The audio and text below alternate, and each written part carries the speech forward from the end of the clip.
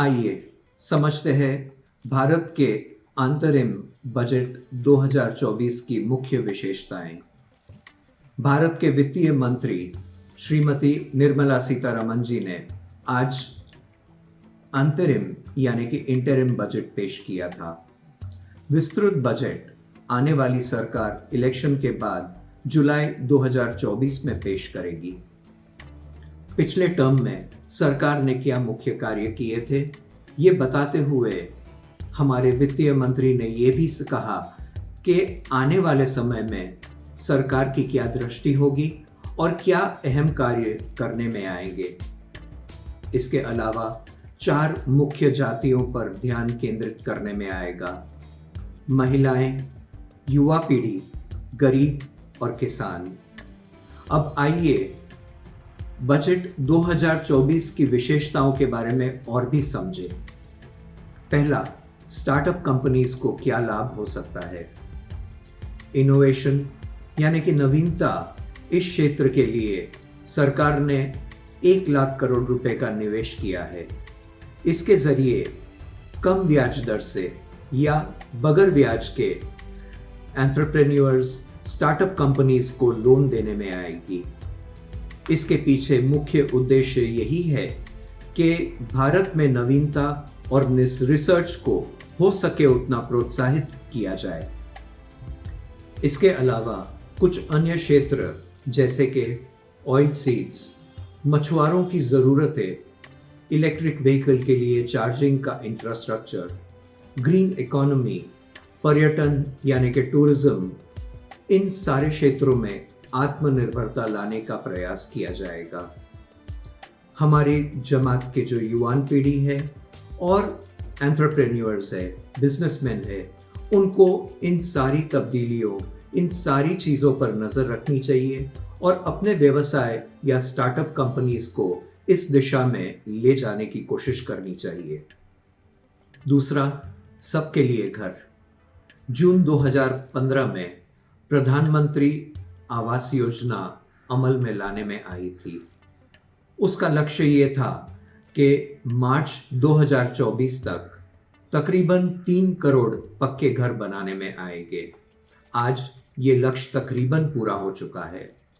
अब इस बजट में सरकार ने ये घोषणा की है कि आने वाले 5 वर्षों में और भी 2 करोड़ घर बनाने में आएंगे।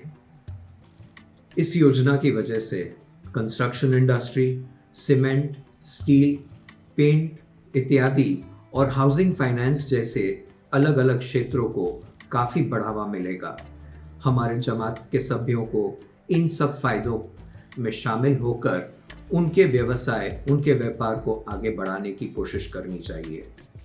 इसके अलावा सरकार तकरीबन 1 करोड़ घरों की छत पर सोलार पैनल लगाएगी और हर घर को हर महीने 300 यूनिट बिजली फ्री देने में आएगी। तीसरा, स्वास्थ्य की देखभाल के लिए क्या उपलब्ध करने में आएगा। 9 से 14 वर्ष की लड़कियों के लिए सर्वाइकल कैंसर यानी कि गर्दन के कैंसर के खिलाफ टीका यानी कि वैक्सीनेशन लेने के लिए प्रोत्साहित करने में आएगा। माँ और बच्चे के स्वास्थ्य का देखभाल के लिए जो अभी अलग अलग योजनाएं हैं, उनको मिला करके एक विस्तृत योजना बनाने में आएगी।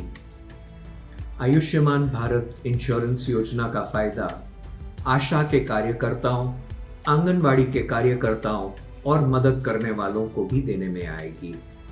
इसके अलावा मौजूदा अस्पतालों का सहारा लेते हुए उनके साथ मिलकर भारत काफ़ी ज़्यादा और भी मेडिकल कॉलेजेस खोलना चाहती है। चौथा, टैक्स के दर में बदलाव।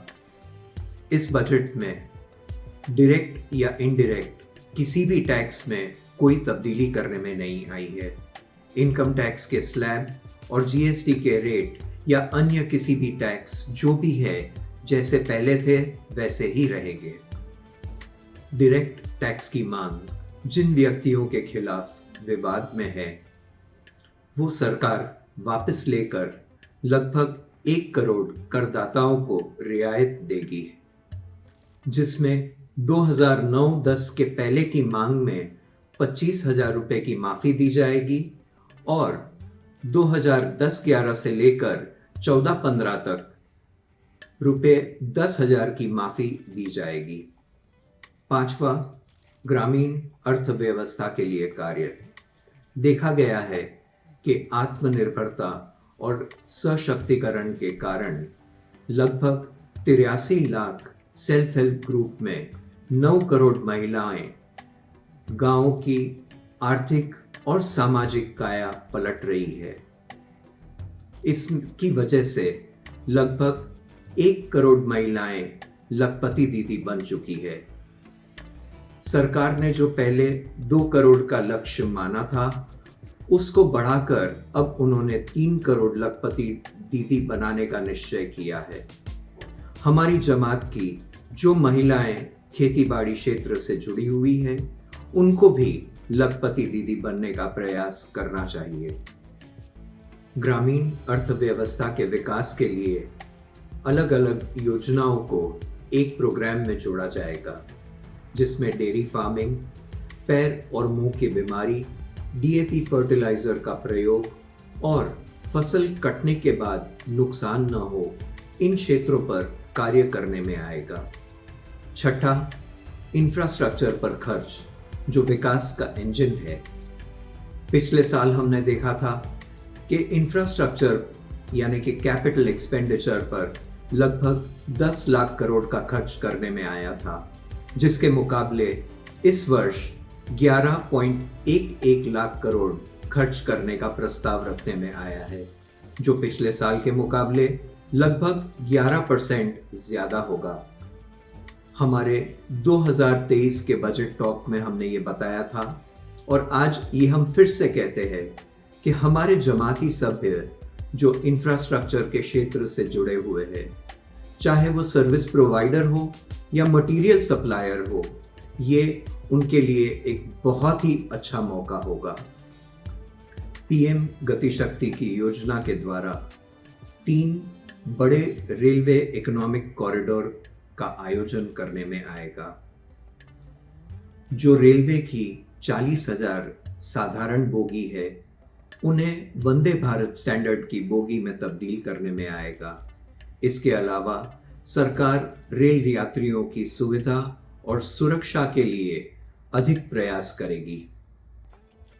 अंत में ये जरूर समझ में आता है कि सरकार की दूरदृष्टि बहुत ही आशाजनक और उत्तेजनीय है और ये हमारे देश भारत में 2047 में अमृत काल देखना चाहता है।